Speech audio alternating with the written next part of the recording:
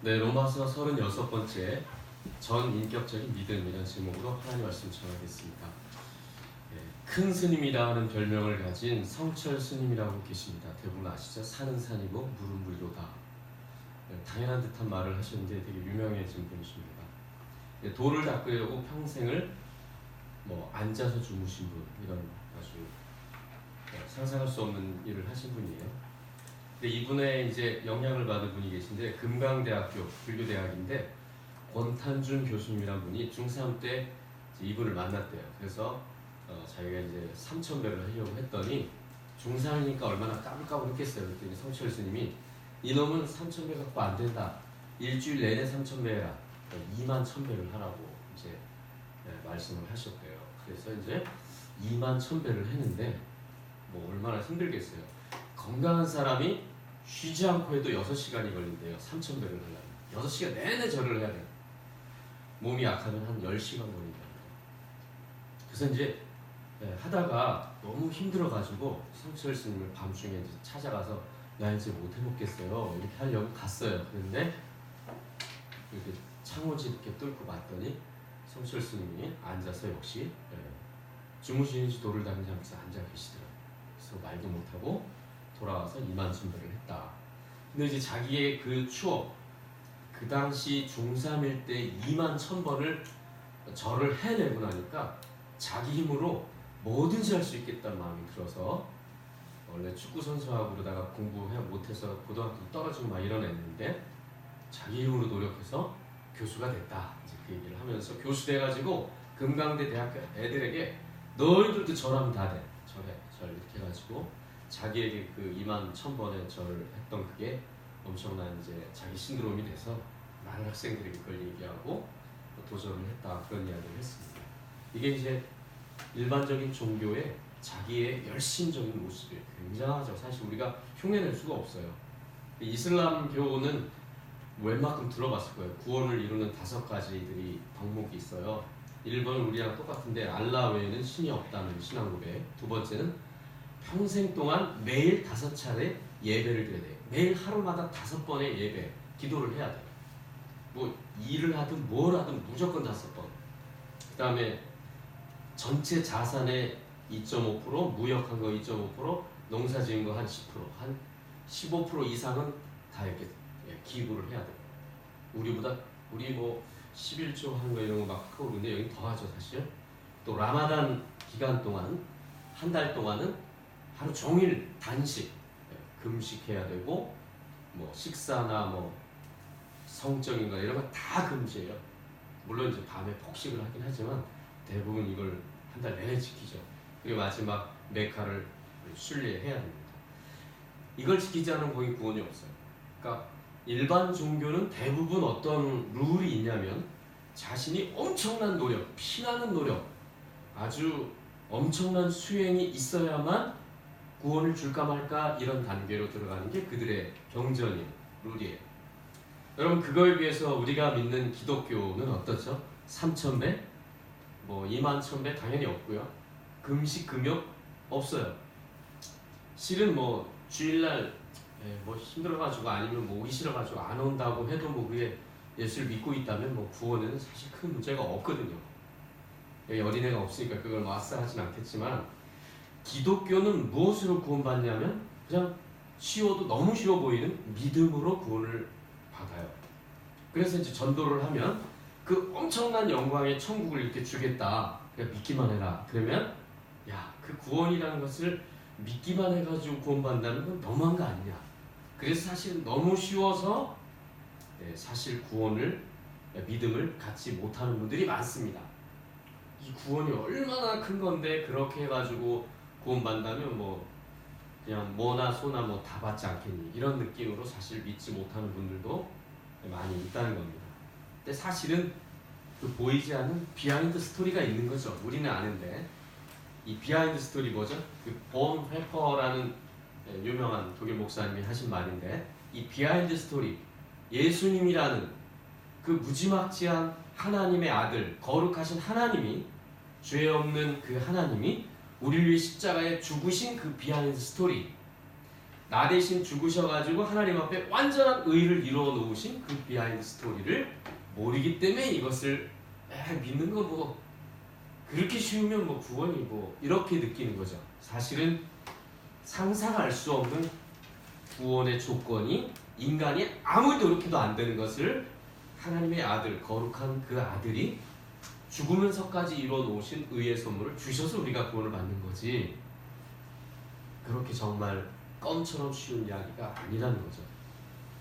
여러분 만약에 유명한 성자, 뭐 테레사 수녀 같은 분, 달라이 라마, 큰 스님 넣어드릴까요? 뭐 이런 분들, 이분들이 다 성철 스님 빼고는 다 노벨상도 받고 훌륭한 분들이에요. 아주 우리 같은 평범한 분들이 이분들처럼 살아가기에는 어려운 정말 굉장한 분이에요. 근데 만약에 이분들이 우리의 죄를 위해서 십자가에서 죽었다, 그럼 무슨 효력이 있을까요?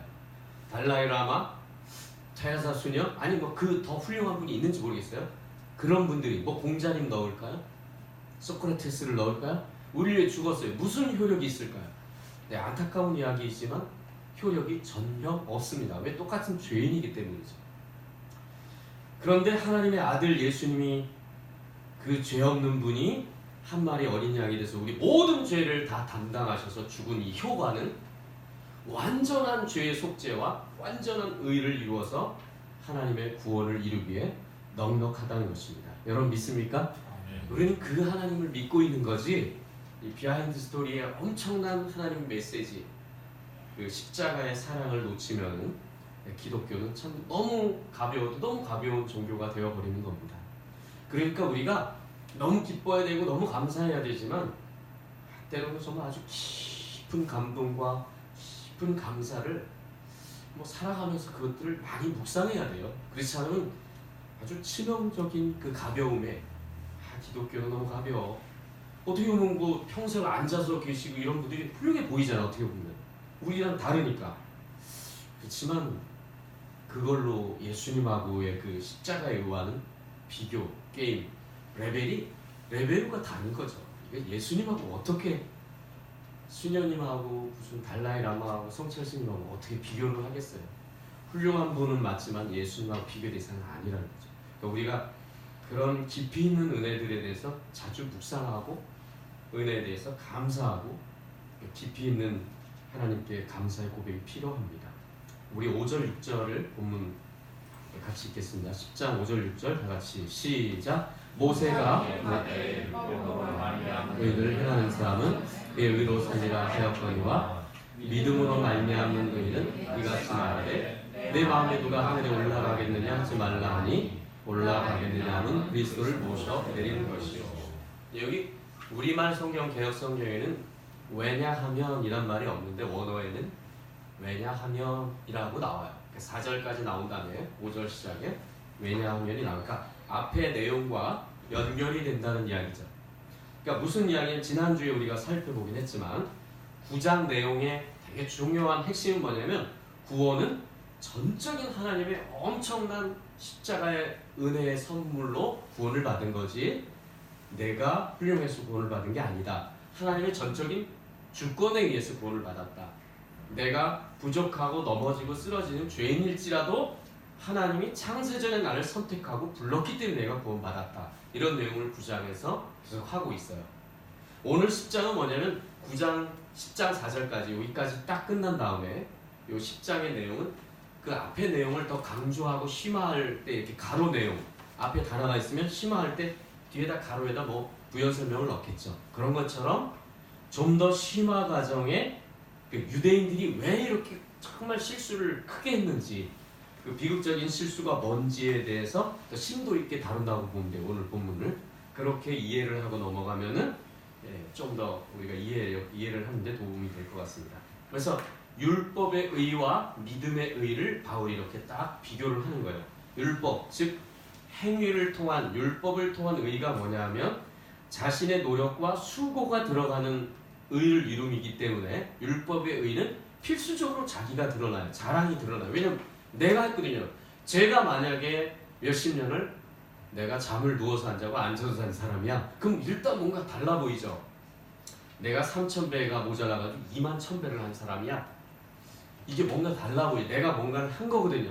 내가 평생 인도의 그 아주 빈민가 아이들을 내가 평생 굶어가면서 애들을 섬긴 사람이야. 대단해 보이죠? 뭐가 있죠 진짜. 우리 같지 않죠. 그런데 율법의 의로는 미안하지만 이제 구원을 받을 수가 없다는 거죠. 왜냐면 예수님의 의가 비교가 안 되니까.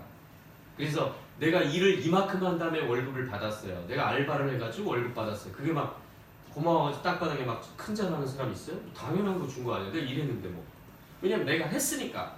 그러니까 율법의 의, 유대인들이 왜 교만할 수밖에 없냐면 내가 해서 의를 이루고 구원을 받는다고 믿기 때문이에요. 그럼 믿음의 의는 뭐예요? 내가 한 행위가 일도 없는 거예요. 그리고 내가 한 행위로는 미안한데 하나님께 영광이 되지 않아요. 예수님이 완전하게 의를 이뤄놓은 부분에 대해서 그걸 믿음으로 그냥 수납하고 내가 받는 겁니다. 그러니까 뭐 제 자랑할 게 있어요? 내가 예수를 믿었어 이것들아 다 꿇어 이러는 사람은 교만해도 별로 없죠. 거의 없어요. 내가 예수를 믿은 사람이야 이 인간들아 이렇게 욕하고 다니는 어르신도 별로 없어요. 왜냐면 믿었는데 내가 한 게 없어요 이게. 그래서 몇 주 전, 한 달 전쯤 아마 더 됐나요? 자랑을 하면 안 된다. 그 설교를 되게 이렇게 많이 나눴던 이야기가 있죠. 우리는 유대인처럼 자랑할 게 없어요. 근데 유대인들은 자랑할 게 아주 쏠쏠하게 많습니다. 그래서 하나님이 우리에게 요구하시는 것은 고맙습니다 하나님 이렇게 정말 은혜를 주시니 너무 고맙습니다. 요거 하나를 요구하시는 거예요. 요거 하나를. 근데 유대인들은 그거 못하겠다는 거예요. 나는 내가 행위를 하고 나도 영광 받고 나도 스포트라이트를 받고 싶다. 이게 유대인이었다는 거죠. 그래서 지난 시간에 그리스도는 율법의 마침이다. 우리 4절을 핵심으로 해서 막 물어봤죠. 율법의 절정을 이뤘어요. 예수님이. 율법의 마침. 아주 퍼펙트하게 의를 이룬 분이 예수님이에요. 우리는 그 의를 믿음의 선물로 완전한 의를 선물로 주셨는데 아멘하고 받기만 하면 되게 만드셨다. 그래서 우리는 너무 고마워서 하나님께 영광을 돌리는데 유대인들은 예수 필요 없어요. 예수 죽여버려. 왜냐하면 우리의 자랑거리를 뺏어가는 것 같아. 저 인간 빨간 위험해. 제거 대상 블랙리스트 이렇게 생각해가지고 그 종교 지도자들이 선동해서 죽여버린 겁니다. 그리고는 그 율법의 행위로 나도 구원을 얻을 수 있어 라고 해서 구원의 숟가락을 얹겠다 이런 설교도 들어봤습니다. 그만큼 유대인들에게 있어서 자기 행위, 자기가 뭔가 해서 자랑하고 싶은 거는 죽었다 깨도 포기할 수 없는 어떤 아주 마약 같은 게 행위. 인간이 아까 계속 설명드렸죠. 행위의 존재예요. 모든 종교는 100% 행위. 내가 우리나라 정령신앙, 무속신앙이라고 하죠. 큰 나무, 부처님도 몰랐을 때 큰 나무, 큰 바위만 보면 또 촛불 켜놓고 거기서 또 내가 새벽에 목욕도 하고 와서 지금 내가 너한테 빌고 있다. 계속 부담감을 주는 거예요. 신에게. 그래서 나한테 복 안 주면 안 되게. 이게 다 내가 뭔가를 한 거예요. 그래서 그런 부분이 인간에게 포기할 수 없는 매우 중요한 인간의 자랑 욕심, 그 하나님의 영광을 빼앗고자 하는 욕심이 우리 안에 본능적으로 있다. 우리 좀 전에도 지혜가 나눴지만 우리 안에는 기도하지 않으면 바로 내가 드러난다니까요. 이게 깨어있지 않는 한은 우리는 나도 모르게 어느새 나를 이렇게 막 자랑하고 피어나고 자랑하고 다니게 돼 있어요. 이게 참 기독교는 겸손이란 부분이 떨어지면 망했다고 봐야 돼요. 겸손을 잃어버리면 기독교는 매우 위험한 그런 신자가 될 수 있다는 것입니다. 그래서 유대인들이 율법 지키는 목적은 그냥 다 자기 자랑이지 진짜 하나님을 섬기고 싶어가지고 이렇게 하는 게 아니라 내 자랑입니다. 내가 이렇게 제사했고 이렇게 율법 지켰고 이렇게 금식했고 이렇게 했으니 날 좀 알아봐줘 라고 자랑하는, 그러니까 하나님의 최고의 선물인 그리스도마저도 거절하는 이런 위험성이 있다는 거예요. 그러니까 여러분 안에 자꾸 자랑거리가 나오는지 아닌지만 점검하면 일단 하나님의 사랑을 듬뿍 받을 겁니다. 그러나 자랑거리가 나오면 하나님이 굉장히 슬퍼하십니다. 그 추신수 선수, 한국인으로서는 최고의 주가를 올리고 있는 분, 야구 선수인데 이분이 아주 홈런도 잘 치고 요즘도 잘 나가고 있는데 마이너리그 시절에 얼마나 못 살았는지 하루 2만 원인가 10대가 나오는데 그거 빵으로 줄여가지고 아내한테 주고, 또 아내는 20살 때 결혼했나 21살 결혼해서 애가 있고 막 이래서 빵 나눠 먹고 이런 얘기 막 제가 들어봤는데, 자기가 아주 겨우 굴러가는 차를 끌고 이제 연습하러 갔는데 자기가 주차를 잘 오해해가지고 다른 선수 자리에 댔는데 그 선수가 굉장히 화를 냈다는 거야. 그래서 주차 자리가 있나 봐요. 왜 화를 내나 보니까 그 자리가 메이저리그 선수가 돼야 되는 자리에 자기 차를 댄 거예요. 그 화내는 이유가 뭐냐면, 너같이 그런 차 똥차를 내 자리에 대면 팬들이 나를 어떻게 생각하려고 너 그런 걸 대니.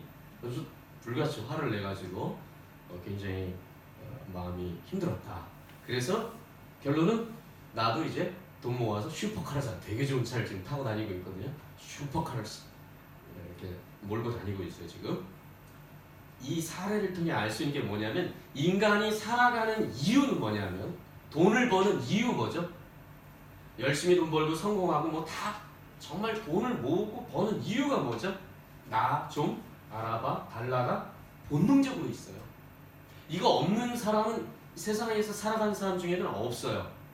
근데 우리는, 그리스도인은 이제 달라야 하는 거죠. 나를 알아봐 달라고 살아가는 게 아니라 하나님께 영광을 돌리려고 살아가는 거죠. 계속 고백했듯이 저희가 하나님께 영광을 돌리려고 살아가는데, 많은 사람은 나 좀 알아봐 달라고 살아가는 거예요. 그들이 돈 벌고 애쓰고 수고하고 그냥 눈물 짜내면서 줄여가지고 큰 집 사는 이유는 큰 집 살아. 나 이래봬도 강남 땅에 사는 사람이야. 이런 아파트 이런 차를 몰고 다니는 사람이야. 계란도 그냥 계란 안 먹어. 한약만 먹고 자란 닭이 낳은 계란만 먹고 사는 사람이야. 이런 것들이 다 뭐냐면 나 좀 알아봐 달라는 것이 숨겨 있다는 거야. 그러니까 본능적으로 이걸 위해 살아. 그런데 문제가 뭐냐? 교회를 다니고 있는 사람마저도 복음적인 마인드가 없으면 어떻게 살아가는지 아세요? 우리 교회는 이렇게 큰 교회야. 우리 교회는 이따만에 젊은이가 이만큼 모여 헌금이 이만큼 나오지. 우리 교회는 이런 좋은 일을 하지. 우리 교회는 막 백화점처럼 막 마케팅 할 수 있어. 뭐든 다 있어. 우리 목사는 합의는 이래. 그럼 모든 게 복음적이지 않은 교회들, 복음적이지 않은 그리스도인이라는 단어를 붙일 수 있는지 모르는데, 아무튼 복음이 무지막지한 선물인데 이건 자랑을 잘 안 하고, 우리 교회는 이래, 우리 교회는 이래고, 우리 교회는 강남에 있어, 서초에 있어, 뭐에 있어, 이런 거야. 여러 가지 그 사람들이 세상 사람을 좋아하는 걸 계속 자랑하는 거 있죠. 이건 복음적인 마인드가 아니에요. 뭐 전도할 때 우리 목사님 좋아, 뭐 할 수는 있는데 사실 복음적인 전도라고 볼 수는 없어요. 이건 세상적인 마케팅적인 전도라고 보겠죠. 정말 예수를 전해야 되겠죠. 근데 반대로 또 교회가 많이 작아요. 뭐 크기도 작고 성도도 작고 막 부족해요. 목사인데도 뭐 키도 작아, 뭐든 다 작아. 제가 이렇게 자학 개그를 하고 있죠. 그런데 만약에 이게 작다고 해가지고 혹시라도 요만큼이라도 주눅이 드는 마음으로 만약에 신앙생활을 하고 있다면, 역시 이것도 복음적인 마인드가 아니에요. 전혀 상관이 없어야 돼요.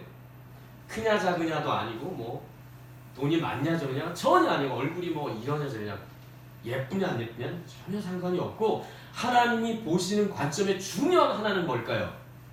그 교회에 복음이 살아있느냐를 보십니다. 믿습니까? 여러분, 우리 제자들 교회는 하나님이 보실 때 오직 복음을 전하고 예수 그리스도를 드러내는 교회로 하나님이 눈에 넣어도 아프지 않을 만큼 살아가는 그런 교회가 되기를 기도하시기 바랍니다. 아멘. 그게 하나님께 영광인데, 도대체 기독교가 매력이 없어. 기독교가 그리스도인들이 칭송을 받아야 되는데 칭찬을 못 받고 무슨 독교라고 욕을 먹어. 왜냐하면 말도 안 되는 걸 자랑하고 있으니. 이게 너무 불쌍해요. 왜냐? 복음이 제대로 선포되지 않기 때문에 성도가 결국은 저와 같은 목사의 책임이 구할 전체를 차지한다고 봐야죠. 성도들은 목사님이 가르치는 대로 대부분 가겠죠. 독학해가지고 복음을 내가 연구했지, 이런 사람 흔하지 않거든요. 그러니 저처럼 목사님들을 위해 많이 중보를 필요로 해요. 제발 그런 자랑하지 말고 우리에게 세상 사람이 상상할 수 없는 그 복음에 담겨있는 엄청난 그 아주 은혜와 감동과 기쁨과 사랑, 이런 것들을 자꾸 강조하고 또 나누어주고 선포하는 그런 그리스도인이 되도록 복음을 선포하는 게 중요합니다. 바울이 오늘 본문을 신명기 30장을 인용하고 뭐 레위기 18장을 인용하고 이렇게 인용하는데, 신명기에 보면은 가나안 땅에 이스라엘 백성이 들어가잖아요. 가나안 땅에 이스라엘 백성이 들어가는데 만약에 이스라엘 백성이 엄청난 노력을 하고 막 수고를 하고 막 곡괭질 해가지고 아니면 뭐 싸워가지고 가나안 땅을 들어갔을까요? 아니면 그냥 쭉 길이 열렸는데 그냥 걸어 들어가고 하나님의 은혜로 들어갔을까요? 우리는 잘 알고 있죠. 그냥 하나님의 은혜로 들어갔지. 이스라엘 백성이 너무너무 막 엄청난 노력을 하고 수고를 하고 자기가 무슨 공로를 쌓아가지고 가나안 땅에 들어간 게 아니에요. 은혜로 들어간 거예요. 그러니까 구약이나 신약이나 똑같다는 이야기를 계속 많이 하죠. 구약에도 은혜로 구원받고 신약에도 은혜로 구원받습니다. 구약에도 믿음으로 아브라함을 통해 구원받는 것처럼 신약에도 믿음으로 구원받습니다. 이런 대전제를 우리가 놓치기 때문에 오해를 하는 겁니다. 그러니까 오직 은혜와 오직 믿음을 붙들어야 그리스도인입니다. 여러분에게 믿음과 하나님의 은혜만을 붙들고 감사만을 고백하는 그런 그리스도인 되기를 주님의 이름으로 축원합니다. 6절을 한 번 더, 6절과 7절을 한 번 더, 6절, 7절 같이 읽습니다. 믿음으로 시작.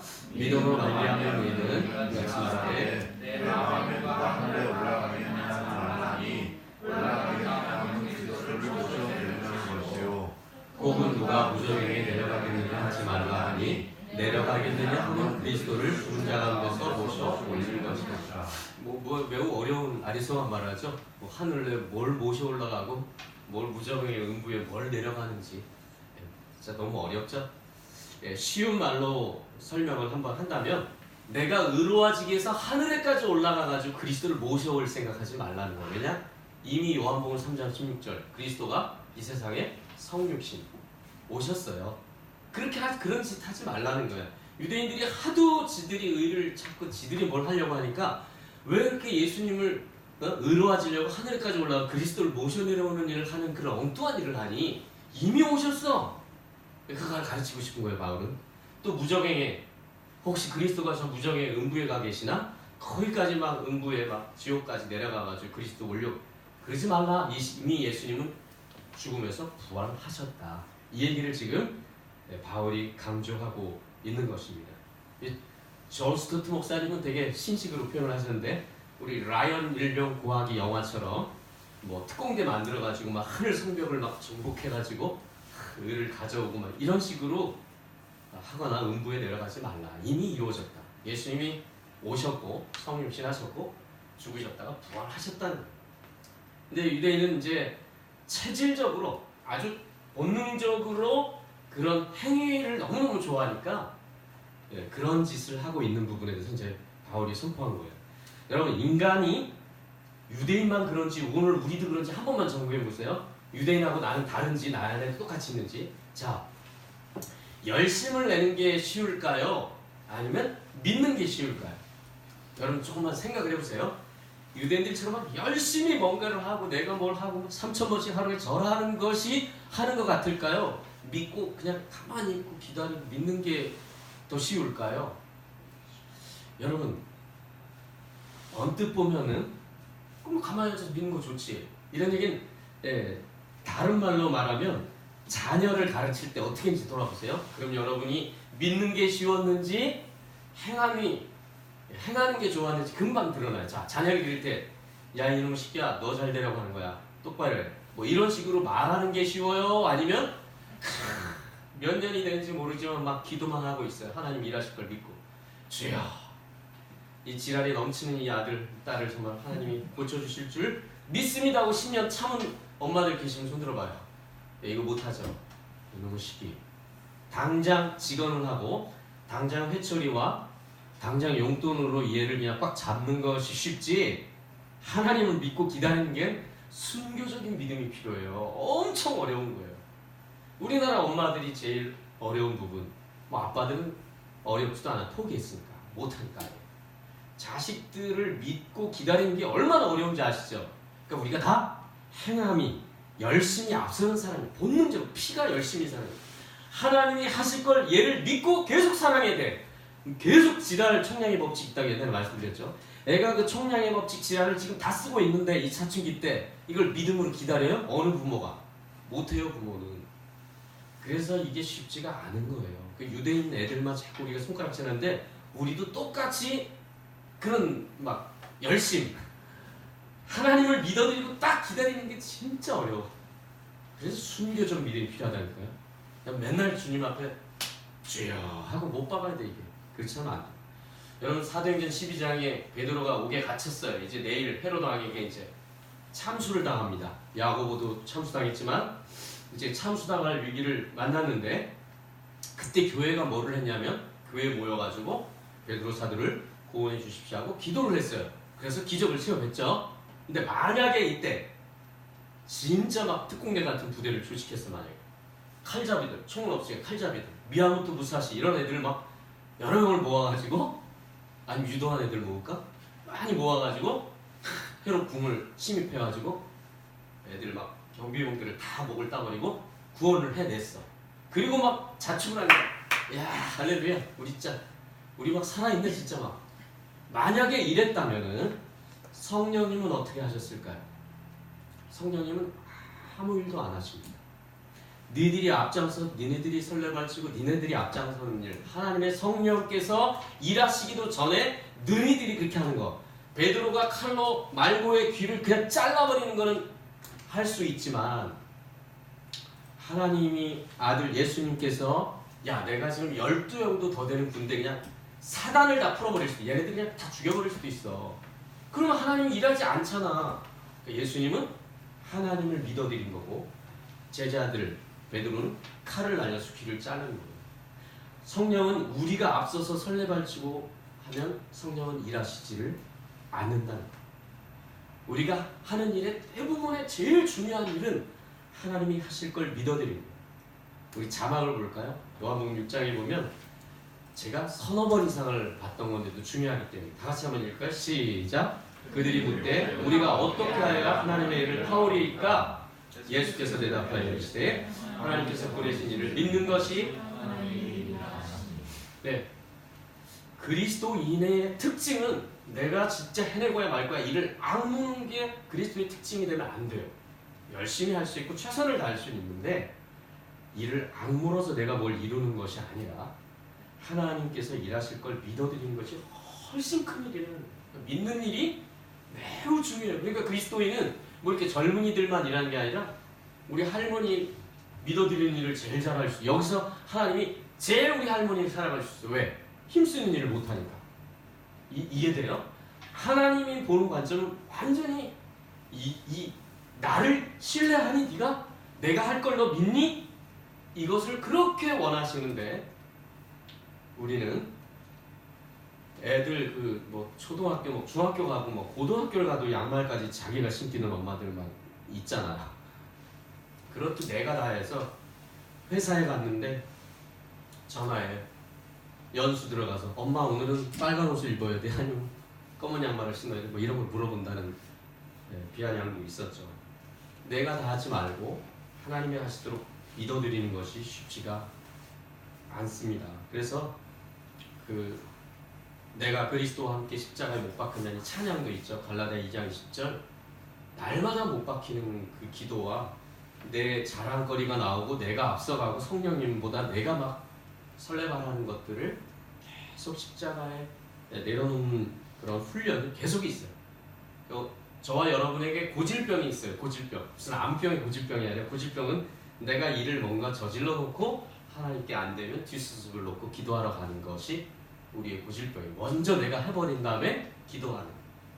하나님은 기도를 좀 충분히 한 다음에 좀 기회가 다 날아간 것 같을 때까지 막 기다려가지고 하나님이 급하셔서 일하시게 만드는 일을 경험하기를 바라시는데 이 고질병 내가 먼저 일 저질러 놓고 문제 생기고 안 되면 하나님께 기도하는 게 많은 그리스도인들의 신앙의 상태입니다.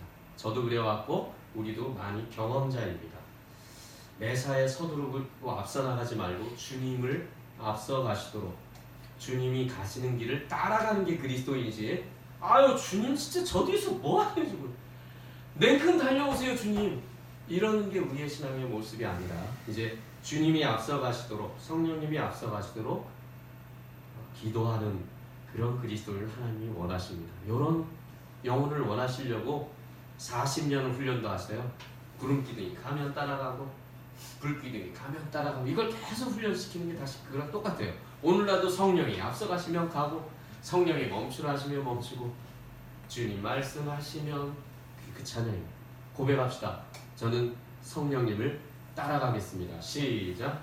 저는 성령님을 따라가겠습니다. 항상 네. 기도 먼저 하겠습니다. 시작. 항상 기도 먼저 하겠습니다. 아멘. 시인을 이렇게 부탁드리는 이유는 시인하면서 내 뇌가 이걸 접수를 한대요. 나 이제 앞으로 기도 먼저 한 다음에 하나님의 인도를 받아야 되겠군. 얘가 이렇게 착각한다는 거야. 근데 내가 말한 대로 얘가 반응을 하거든요. 뇌가 되게 굉장히 아주 심오하게 만들긴 했는데 우리 말에 엄청난 파워를 하나님 주셨기 때문에 내가 말하는 것을 얘가 듣고 야 지난번에 너 시인 했잖아. 기도 먼저 하고 하나님의 인도를 받아. 천천히 워워 이런 게 이제 자꾸 생각나게 만드는 게 이제 뇌의 역할이에요. 그러니까 계속 시인하세요. 주님 앞서가세요. 기도 먼저 할게요 주님. 이런 거 계속 연습해야 됩니다. 자막을 볼까요? 이제 레이기의 이 바울이 인용한 말씀이 이건데 이게 되게 좀 예의주시에 들어야 돼요. 다 같이 한번 읽을까요? 너희는 시작. 너희는 내 규례와 법도를 지키라. 사람이 이를 행하면 그로 말미암아 살리라. 나는 여호와라. 그 원어의 의미는 그것들 때문에 스스로 살 것이니라. 야 이거 우리가 읽은 성경도 그렇고 원어의 의미도 그것들 때문에 스스로 살 것이니라 말을 들어보면 문맥상으로 보면 율법으로 완전히 이룰 것 같고 율법으로 구원을 받을 것 같다는 생각이 든단 말이에요. 그러나 율법을 지키되 뭐라고 말하죠? 또 자막을 볼 건데 율법을 완벽하게 지켜야만 구원이 가능하다니. 자, 율법을 지켜야만 구원을 받을 거다. 그것들 때문에 스스로 살 것이다 라는 의미가 율법을 지키면 살 것이다 라는 생각이 드는데 율법을 완전히 지켜야 되죠. 자, 야고보가 말한 걸 들어볼까요? 다 같이 야고보 2장 10절 시작. 누구든지 율법을 지키라. 그 하늘을 범하면 모두 범한 자가 되나니. 예, 이제 이게 제일 중요한 키포인트예요. 율법을 완벽하게 지킬 수가 없는데 율법을 완벽히 지켜야 의로워지고 구원을 받는다는 이야기예요. 그러니까 한 사람도 불가능하다. 그래서 하나님 안 되네요. 그래서 예수를 보내줬고 그 예수가 우리를 이뤘으니 얼마나 감사하냐. 이걸 하나님 기대해서 이제 거대 프로젝트를 가지고 구약부터 쫙 계속 말씀해서 메시아를 보낼 거다. 여자의 후손이 뱀의 머리를 상하게 할 것이고 여자가 잉태의 아들을 낳을 것이 처녀가 잉태의 아들을 낳을 것. 그게 다 예수다. 너희들 율법에 해서 안 되니 이렇게 계속 말했는데 정작 그들은 그런 할 수 있는 뭐 이렇게 하면서 자기 자랑하다가 그런 인간의 행위로 뭔가를 이루려고 하다가 넘어진 거죠. 예수님이 완벽하게 이뤄놓으신 율법을 완벽하게 이뤄놓으신 그 십자가의 의의 선물을 믿음으로 잘 받으시면 됩니다. 그리고 하나님께 정말 너무 감사합니다. 이런 고백이면 충분합니다. 하나님 앞에 내 행위나 자랑을 내려놓고 완전하신 그리스도의 의를 붙들게 되기를 주님의 이름으로 축원합니다. 본문 8절 말씀을 같이 읽겠습니다. 8절 그러면 시작. 그러면 무엇을 말하느냐? 말씀이 내게 가까워 내 입이 있으며 내 마음에 나였으니 곧 우리가 전하는 믿음의 말씀이라. 네, 내 입에 마음에 내 입과 마음에 있다라는 표현을 이제 바울이 했는데 내 입과 마음에 있다라는 표현은 그러니까 유대인들이 일상의 말 속에 그냥 툭툭 튀어나오는 게 말씀일 거 아니에요. 율법. 그들이 일상에서 쉽게 말씀을 접한다 그런 이야기예요. 그리고 우리가 전파하는 믿음의 말씀 이런 뜻은 뭐냐면 유대인들은 이미 우리는 생소했지만 유대인들은 복음이라는 게 뭔지 알았어요. 메시아가 온다는 것도 알고 그리스도가 온다는 것도 알았어요. 그래서 이 모세가 인용한 신명기나 레위기서를 지금 바울이 인용을 했는데 그 이야기의 핵심이 뭐냐면 그들은 이미 그리스도가 복음인 것을 알고 있었다고요. 그 입과 마음의 귀에 다 있었어. 다 누구나 알고 있었던 거죠. 그런데 그리스도를 인정하게 되면 내 자랑이 사라지고 나는 없어지기 때문에 일부러 그리스도를 부인했다는 거죠. 일부러라는 단어가 중요해요. 그들은 고의로 예수님을 부인한 겁니다. 네, 마지막 9절 10절을 읽습니다. 9절 10절이 이제 제일 중요한데요. 9절 10절 시작. 내가 만일 내 입으로 예수를 주로 시인하며 또 하나님께서 그를 죽은 자 가운데서 살리신 것을 내 마음에 믿으면 구원을 받으리라. 사람이 마음으로 믿어 의에 이르고 입으로 시인하여 구원에 이르느니라. 이 두 구절은 구원을 받을 수 있는 믿음에 대한 정의예요. 여러분에게 한번 설명해 보세요 하면 뭐 알고는 있는데 명확히 설명을 못하는 분도 계실 수 있어요.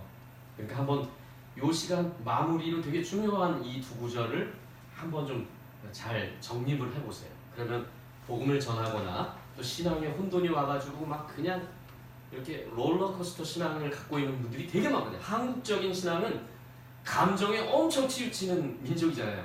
아주 감정이 충만한 나라예요. 그러니까 신앙도 이게 복음적인 구원관이 아니라 감정에 따라서 구원을 받은 것 같다. 확실해. 나 오늘 뭐 확실해. 근데 어떨 때는 뭐 아우 나는 뭐 버림받았어. 나는 뭐 사는 게 사치야. 숨쉬는 것도 사치야. 막 이러면서 또 자기 미워해. 그러니까 복음적 가치관으로 정립을 못하게 되면 계속 감정에 따라서 이렇게 되는 거야. 계속 뭔가 좀 괜찮은 만 하면 괜찮은 것 같고 아니면 그냥 막 땅 파고 들어가는 신앙. 다 체험과 느낌, 즉 감정의 영향을 받는 구원관으로 오용, 잘못 받아들여서 그래요. 체험이나 느낌이 예수를 믿으면서 있을 수 있죠. 요즘 너무 하나님 은혜가 충만한 것 같아 라고 말할 수 있죠. 근데 오늘은 설교했는데 영 반응도 없고 진짜 오늘 망한 것 같아 이런 느낌도 엄청 많이 받거든요. 목사들은. 근데 그럴 때 엄청 은혜를 받을 때 더 많아. 그러니까 완전 속는 거예요. 막 겉으로 웃어주고 뭐 여러분이 막 할렐루야 해주고 아멘 아멘 해준다고 제가 룰루라를 할 수가 없어. 왜냐면 빨리 끝내게 하려고 아멘 할 수도 있거든요. 그러니까 이런 거에 속지 말라는 거예요. 목사든 여러분 똑같아. 구원이라는 너무 중요한 것을 체험이나 느낌 이런 감정에 따라서 정립을 한다. 여러분 체험, 엑스타시 이런 거 여러분 이방 종교 거기 뭐해요? 이방 종교에 아주 환상적인 이런 거 막 체험해요. 거기 그럼 거길 가야지 구원을. 왜 자꾸 이렇게 어떤 지하나 이런 데서 뭐 기도해 준다고 그러고 뭐 예언 저보다 뭐 보였어 뭐 이런 걸 참 좋아하고 그런 이유가 다 이런 거예요. 자, 십자가의 그리스도, 나를 위해 대신 죽으신 그리스도, 완전하신 죄의 속죄를 하신 그리스도, 그리고 내가 믿는 것을 위해서 의롭다 하시고 인정받게 하기 위해서 하나님이 부활하신 그리스도, 나를 위해 완전하게 죄를 속죄해 주신 그리스도, 나를 위해 완전히 부활하신 그리스도가 복음입니다. 이걸 믿을 때 구원받습니다. 믿습니까? 감정과 느낌이라는 얘기가 한 단어도 안 들어가요. 감도 안 들어가요. 정말 중요한 것은 그리스도 2000년 전에 나를 위해 죄를 위해서 완전히 죽으시고 완벽하게 구원을 받으신 그리스도, 그 내용, 그 사실이 구원이라는 거예요. 그 사실이 복음이라는 거예요.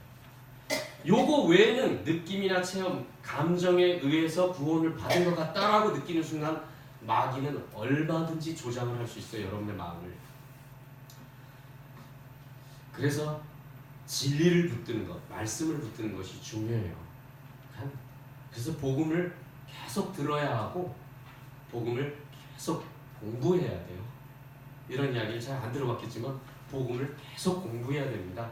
예수 믿으면 구원받아. 예수 믿으면 날 위해 돌아가셨어. 그분 부활하셨지. 그런 거 다 이뤘다고 생각해. 이거는 뭐 기초 중에 상기초죠. 말 배우면 하는 거잖아. 이거는 3-4살이면 아는 그런 기초적인 복음 지식을 알고는 나는 다 배웠다고 생각하면 뭐 얼마든지 넘어질 수 있죠. 그러니까 굉장히 깊이 있는 복음의 진리들을 공부를 계속 해 나가야 된다는 거예요. 제가 과거에 그 60이 넘은 어떤 할머니 전도사님이 계셨어요.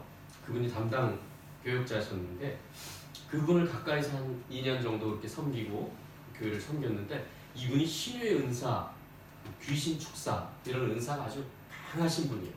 그래서 어느 날 이 선생, 네, 나무가 3가지가 부러졌네.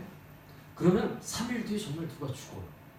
막 소름이 막 돋아. 너무 신기하지 않아요? 여러분 안 신기해? 아주 신기했어요. 거기 성도가 시골이고 바닷가 근처인데 성도가 120명 되고 그랬어요. 어른만. 그 여자 60이 넘은 할머니 전도사님이 목회하는데 그러기 쉽지 않아요. 여기 훌륭한 목사님이 해도 쉽지 않은데 여기 우리 12명 앉아있는 죄송해요. 제가 복음적이지 않았네요. 회개합니다. 근데 되게 훌륭하고 얼마나 기도를 많이 하는 친구. 그런데 신기한 일은 뭐냐면 그런 은사는 아주 강하신데 상대적으로 말씀을 연구하고 성경을 해석하는 부분은 아주 약하셨어요. 그러니까 설교단에 올라가서 한 40-50분 설교를 뭘 하셨는데 주로 무슨 이야기를 하셨을까요? 시장 갔는데 말이야 요즘 시금치 값이 이런 이야기들이 많아요. 그리고 뭐 자식과 남편이 다 거여동에 다 사셨거든요. 그분 여기 사시고 목회 때문에 그것도 자식 얘기고 얘가 뭐 손주가 계속 할머니니까 계속 이런 얘기 계속. 그래서 제가 뭐 다른 부분도 도전이 있긴 했지만 제가 복음에 목말라 막 죽을 것 같은 경험을 하는 거죠. 죽을 것 같다. 정말 죽을 수도 있겠다.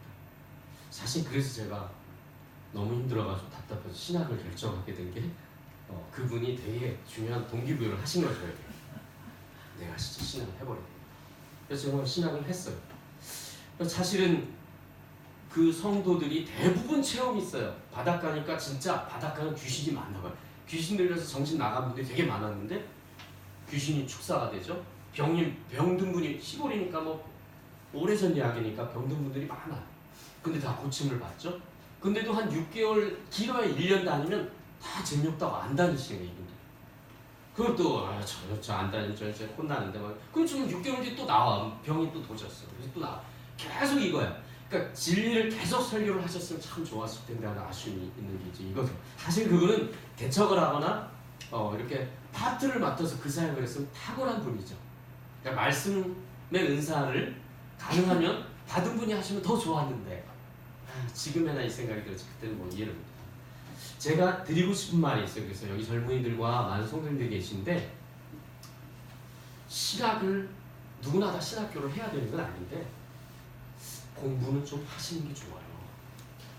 신학적인 책도 좀 읽으세요.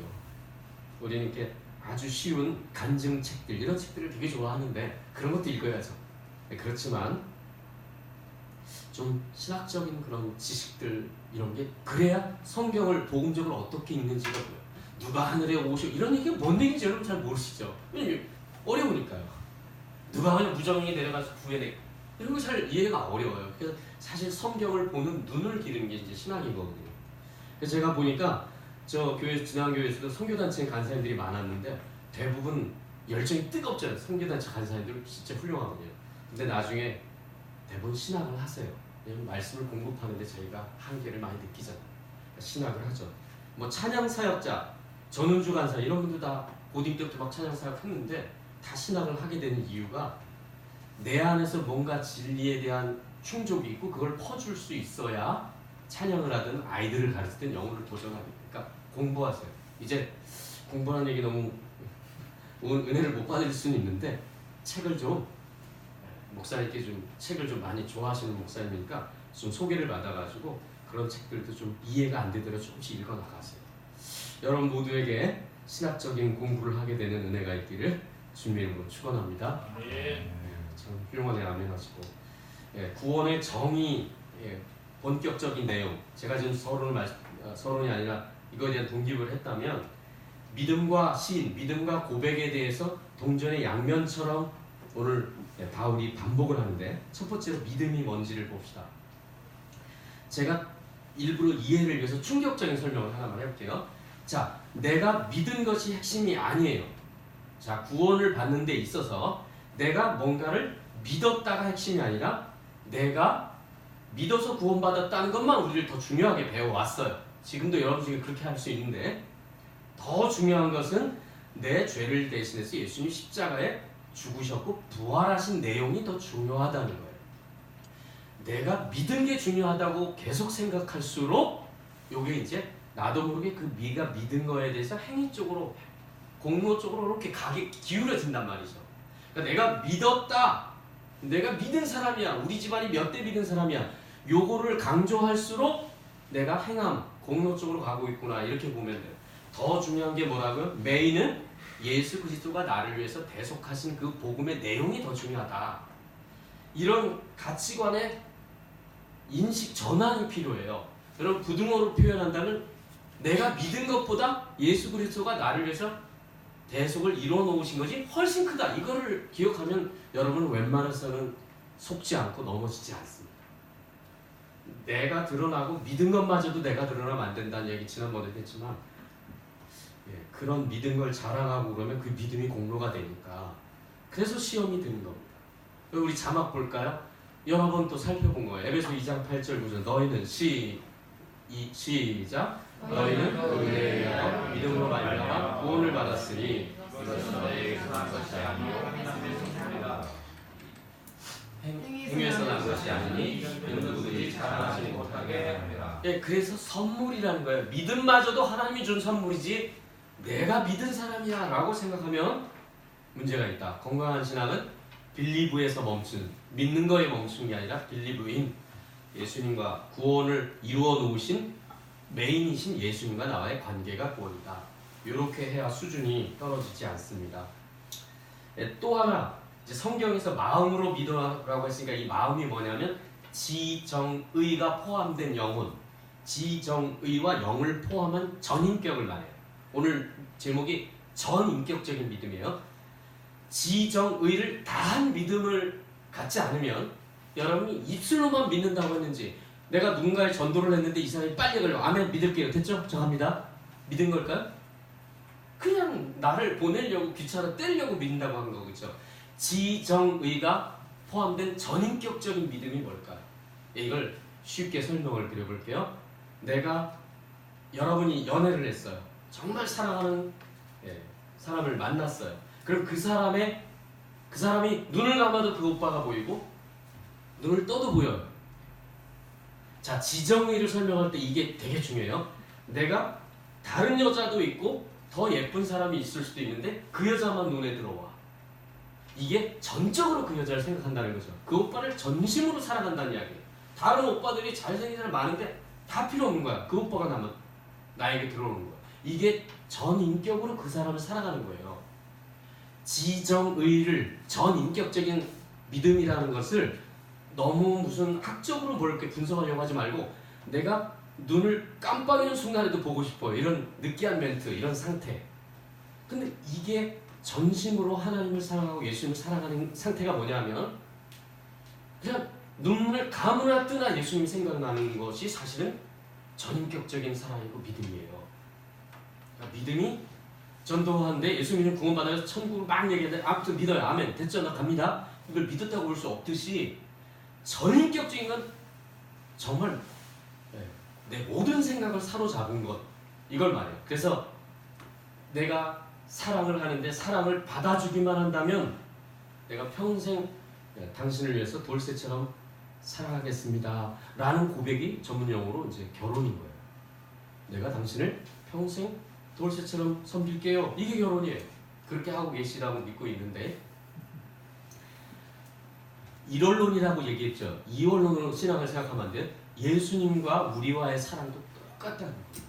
내가 예수님을 평생 사랑하면서 예수님을 가장 우선순위로 살아가면서 수많은 오빠들, 수많은 자매들이 있지만 그녀만, 그 오빠만 생각하듯 예수님만 사랑할게요. 이게 전인격적인 사랑이에요.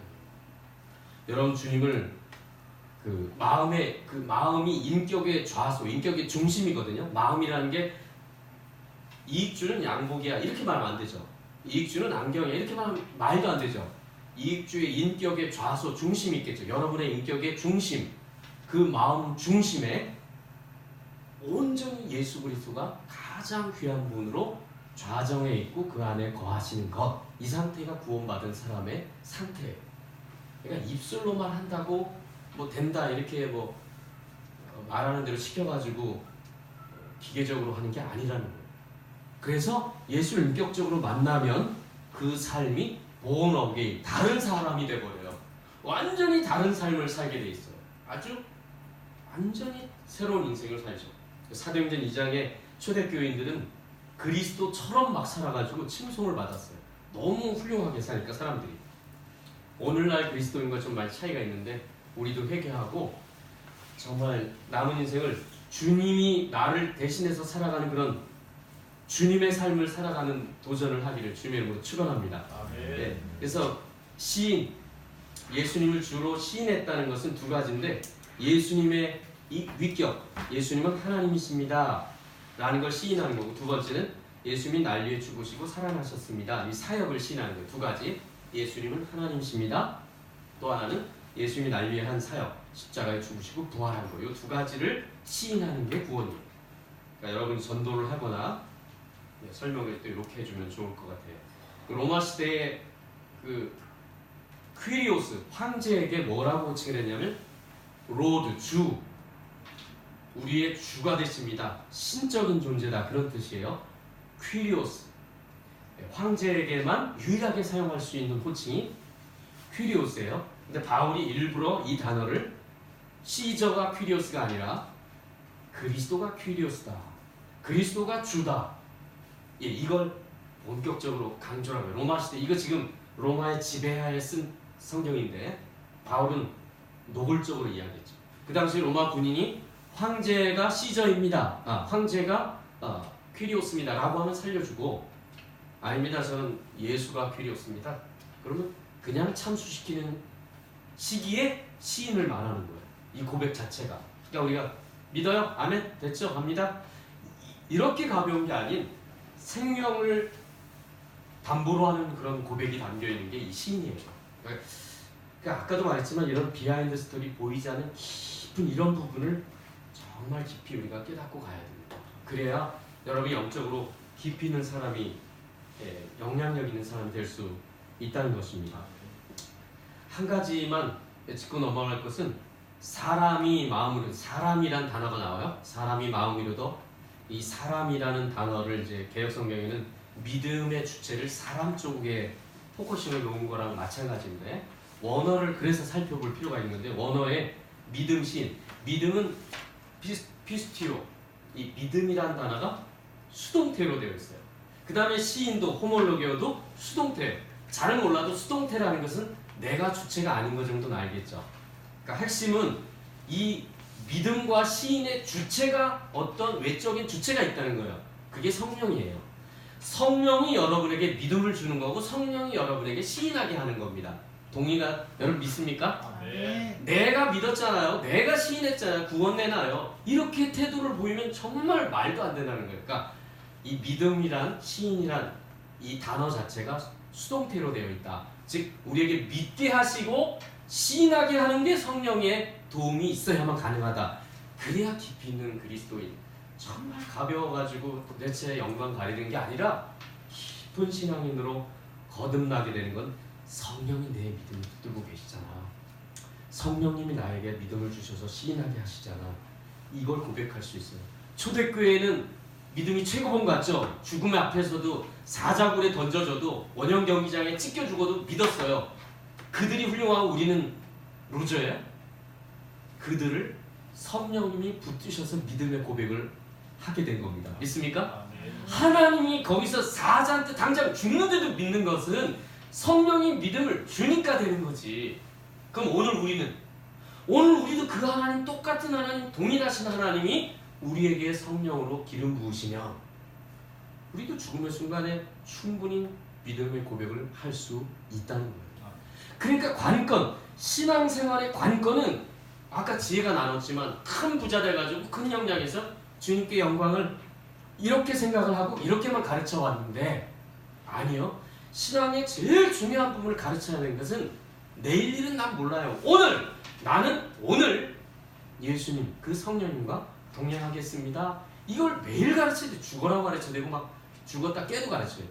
이걸 가르쳐야 했는데, 그래서 하루하루 살면서 하루하루 누적되다 보니 그 사람이 뭐가 되었더라, 고백해보니 돌아보니 하나님이 다 하셨군, 이런 고백이 나오도록 해야 되는데, 우리는 역으로 내가 좋은 대학 들어가기 전까지는, 제가 고3이거든요 올해도 내가 예배를 다 참석하면 미친 거겠죠, 이렇게 가르쳐버려요. 그러니까 이건 아주 망조 중에 망조입니다. 하루하루, 오늘 하루 내가 그 성령님과 동행하는 싸움을 계속해야 돼요. 날마다 주님과 동행하는 게 핵심이지, 내가 뭐가 되면 하나님께 영광을 돌릴게요. 이렇게 가르친 건 완전히 미안한데 이단이에요. 근데 우리는 그런 설교들을 우리나라 하지 않게 저는 많이 접해왔어요. 그래서 한국교회가 오늘날 이렇게 많이 안타까운 무시당하는 상태가 되었습니다. 여러분 성도가 여기 수백 수천 명이냐 많지 않느냐는 전혀 상관이 없어요. 하나님은. 그럼 뭐 하나님이 많은 영혼을 하면 인구를 한 수백조로 만들어 놓고 막 대충 뭐 금을 던져서 그냥 구원에 가겠죠. 하나님 그렇게 하는 분이 아니에요. 한 영혼이 천하보다 귀하다. 여기 있는 영혼들이 복음으로 제대로 잘 무장해서 성령님하고 동행해 나간다면 하나님은 무한 영광을 이 제자들 교회를 통해서 영광을 받으실 것입니다. 믿습니까? 네. 그런 신앙의 깊이와 자부심을 갖고 우리가 하나님을 사랑해야 됩니다. 내가 3,000배 하거나 21,000배에서 뭘 이루거나 매일 5번의 매일마다 5번 예배를 드려서 뭘 얻으려고 하는 게 아니라는 것을 우리가 시작부터 들었습니다. 율법의 마침이 되는 그리스도의 십자가, 의의 선물을 완벽하게 준비해 놓으신 그 십자가의 선물을 믿음으로 우리가 받아들이고 누리는 것, 이것을 주님이 제일 원하지. 내가 믿음을 키우려고 조폭들 소굴에 막 들어가서 담력 키우듯이 이렇게, 아니 IS 두목을 만나고 이런 훈련이 아니라 매일매일 주님과 인격적인 동행.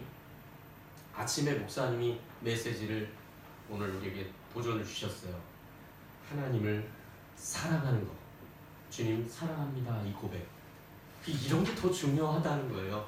시편 18편 1절 나의 힘이 되신 여호와여 내가 주를 사랑하나이다. 이런 고백이 그렇게 중요해요. 혹시 여기 경상도 남자 있어요? 다행히 없으시네요. 그런 경상도 남자 스피릿 뭔 얘기인지 미안해. 경상도죠? 경상도 남자 스피릿이 뭔지 알죠? 야 사랑을 꼭 말로 해야 되나? 이게 좀 멋있는 줄 알고 맨날 많이는 무슨 폼 잡는 거 있잖아요. 예, 말로 시인해야 돼.